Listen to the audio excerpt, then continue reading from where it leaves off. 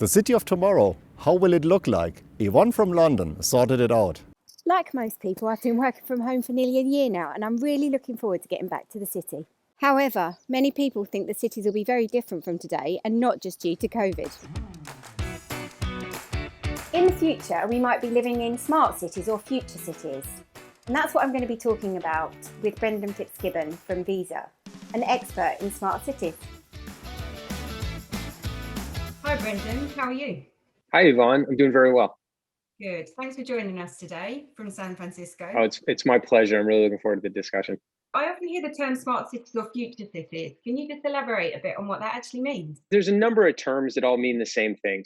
Smart cities, future cities, digital cities, connected cities. They really just mean the same thing. And there's one core word that is the root of it, the anchor of it, and that's efficiency. And really it's just kind of, when you think of the city of the future, your life, your quality of life gets that much better through efficiencies and connectivity with better innovation and better regulation and better city management. Can you give me an example of how that would actually work? I absolutely can. And maybe I can ask you a question in relation to that. How do you typically get to the office, pre-COVID from home? Yeah, of course, pre-COVID. So I travel in my car, have to go to the car park, queue up and get a car parking ticket, then a train into London.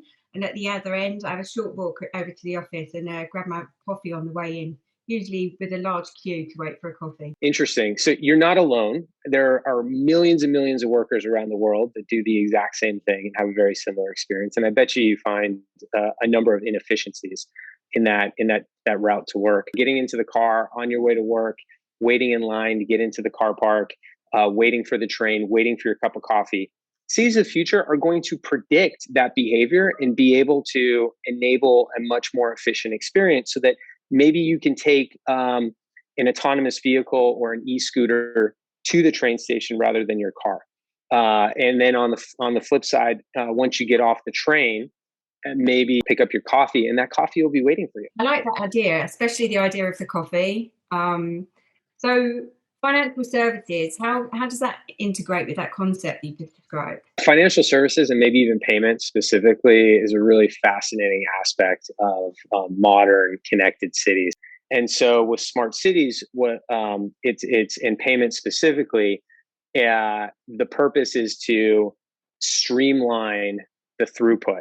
So as you're going into the car park, you're not touching anything. You're not sitting there waiting for a ticket to pop out and then the gate to open. There's a camera, it recognizes your car, it automatically debits your account. It maybe has a space waiting for you. And again, when you step on the train, predictive analytics, understanding, what the throughput it will probably look like. And then also the digital virtual stamping of your ticket, where you don't need to do anything, but it recognizes that the train recognizes that you boarded and your account is automatically debited. Same concept for the coffee shop. And so it's a much more efficient, enjoyable, higher quality life experience.